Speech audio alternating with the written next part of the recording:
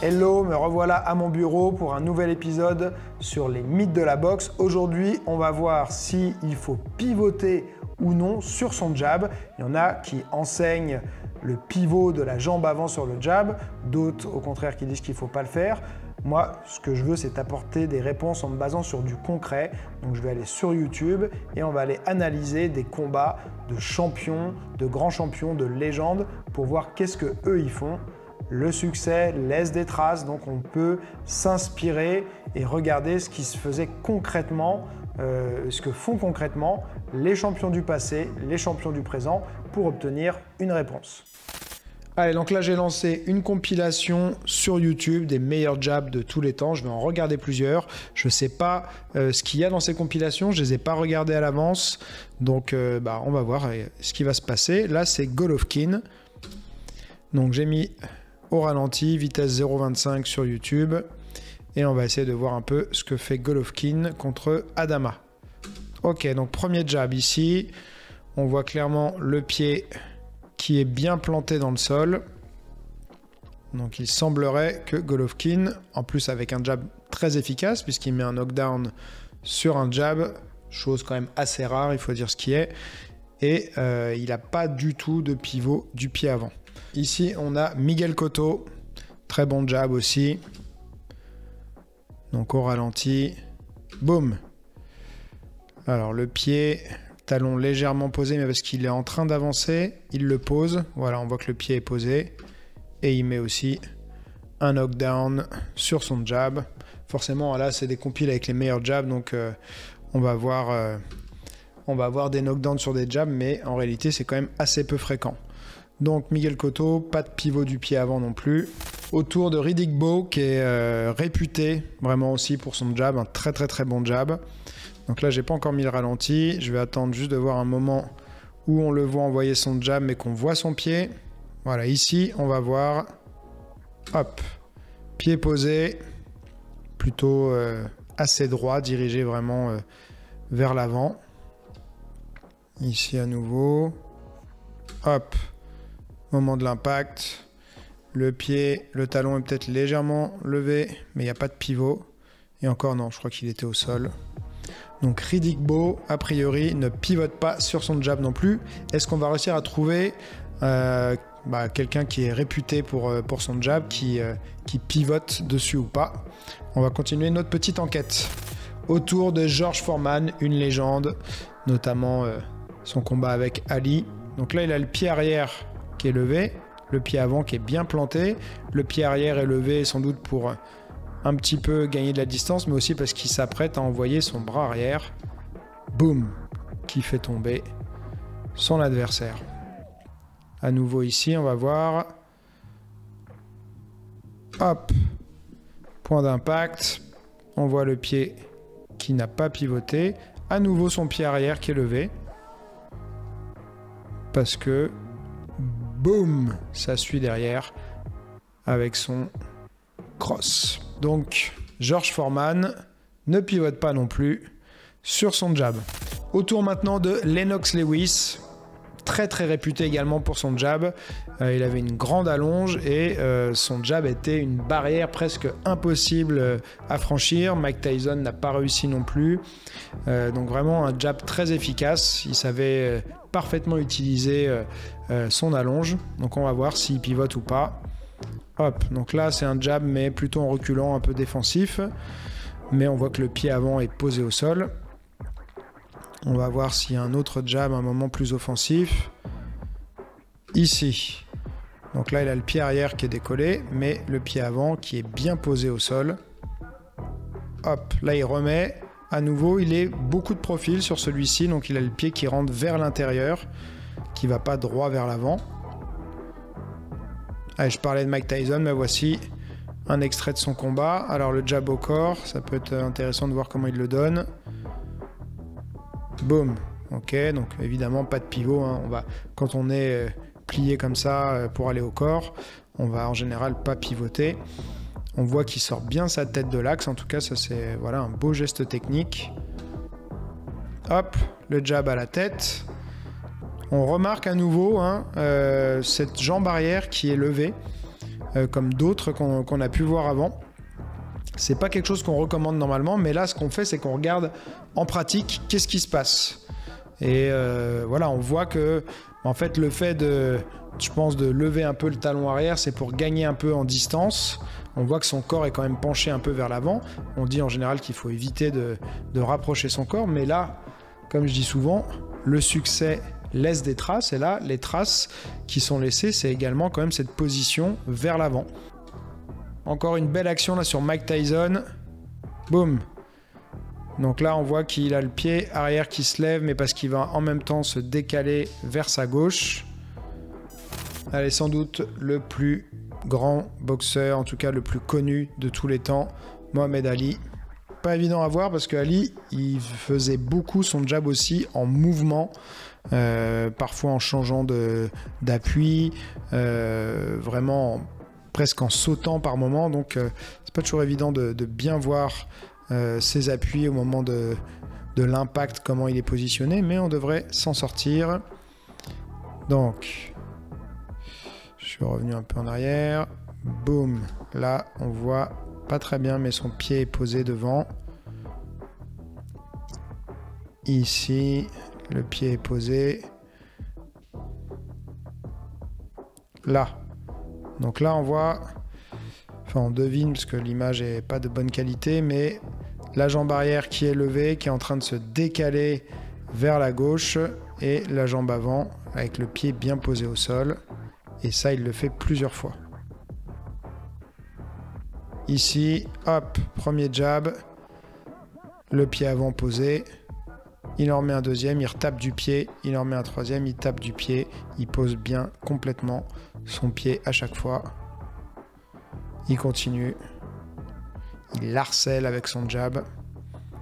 Là, à nouveau, la jambe arrière complètement levée et qui est en train de se décaler vers la gauche pour reprendre son appui. Et quand il remet le jab, il a à nouveau la jambe arrière levée, la position du corps vers l'avant.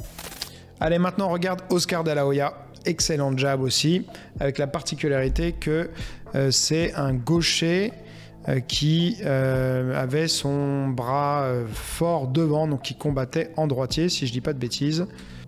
Ici, allez, on va se mettre au ralenti, parce que là on a une vue intéressante, on devrait voir le pied. Boum. Alors là on a le pied qui est levé, mais pas pivoté, mais il le pose, voilà, là il en remet un deuxième et le pied est posé. Est-ce qu'on va avoir un autre moment où on voit ici, mais il y a l'arbitre qui est devant. Boum. Donc pareil, là, on voit pas à cause du timer sur l'écran, mais on devine à l'inclinaison de son corps que sa jambe arrière est levée comme les autres. Ici, pareil, le pied avant bien ancré dans le sol. Et je suspecte que le talon arrière soit levé à nouveau avec l'angle qu'on voit en fait de son buste qui est vers l'avant comme ça. Je pense que derrière ça s'est levé. À nouveau un jab ici. Donc là un jab très long, hein. Il se retrouve avec une position très en profondeur. Mais je suppose que derrière il va tout de suite ressortir. Donc c'est ce que moi j'appelle un aller-retour. Mais on voit que donc son pied est bien posé. Hop, il essaie d'en remettre un deuxième, d'accord. Donc là, il a poussé pour continuer, certainement, parce qu'il sait qu'il est face à quelqu'un qui recule pas mal, peut-être. À nouveau, on va voir ici. Hop, il le prépare. Boum. Pied posé, jambe arrière levée. Il en remet un deuxième. Donc là, la jambe arrière est levée, ce qui lui permet de pousser vers l'avant. Boum. Et il en met même un troisième. Contre Vargas, un super beau combat. Ouais. Magnifique. Vladimir Klitschko, magnifique jab aussi. Combattant qui a dominé les poids lourds pendant de nombreuses années. Pas très excitant à regarder, mais efficace puisqu'il a réussi à garder sa ceinture pendant très très longtemps. Ok, donc ici... Hop, un jab un peu défensif, donc fait un peu en reculant, avec la jambe qui est en flottement, la jambe arrière, mais le pied avant qui est bien posé.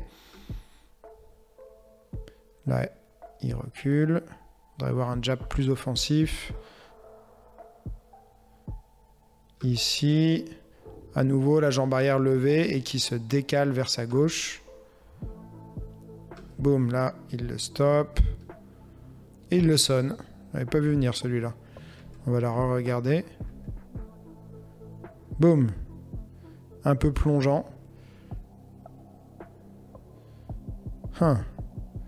Un beau knockdown sur un jab, très très court en plus. Il avait déjà dû bien l'entamer avant, à mon avis, pour qu'il tombe comme ça. Mais on voit que ça rentre bien. Allez, maintenant au tour de Joe Louis, donc une légende. On remonte le temps. Un jab magnifique aussi. De toute façon, j'essaie de choisir que des gens qui ont vraiment un jab de haute qualité. Donc là, j'ai déjà fait un arrêt sur image. C'est un jab qui est plutôt au corps. On voit forcément là que son pied avant est bien posé dans le sol, bien ancré. Hop, il poursuit. Là, la qualité d'image va être un peu moins bonne, mais c'est intéressant d'aller voir ce qui se faisait aussi, ce qui se faisait de mieux il y a de nombreuses décennies. D'aller quand même regarder les légendes du présent et du passé. Boum, ici, on voit le jab. Les deux d'ailleurs sont en jab. Et les deux ont le pied bien posé et la jambe arrière levée aussi à nouveau. Hop. Donc là on voit un joli jeu de travail de changement de niveau pour préparer son jab, d'observation. Mais là on voit pas complètement le pied, mais on voit quand même que le talon n'est pas levé. Le talon du bras avant et le talon de la jambe avant.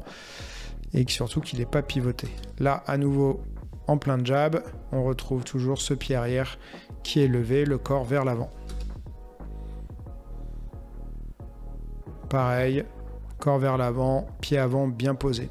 Comme quoi, on dit tout le temps, sur le jab, faut pas avancer la tête, faut pas rapprocher sa tête de son adversaire pour éviter de se faire contrer, plutôt essayer de garder un peu le poids vers l'avant, boum, et bien envoyer l'épaule et la hanche. Et ce qu'on voit quand même en pratique, c'est qu'il y en a beaucoup en fait qui vont vers l'avant, certainement aussi pour rajouter peut-être un peu de poids du corps dans la frappe.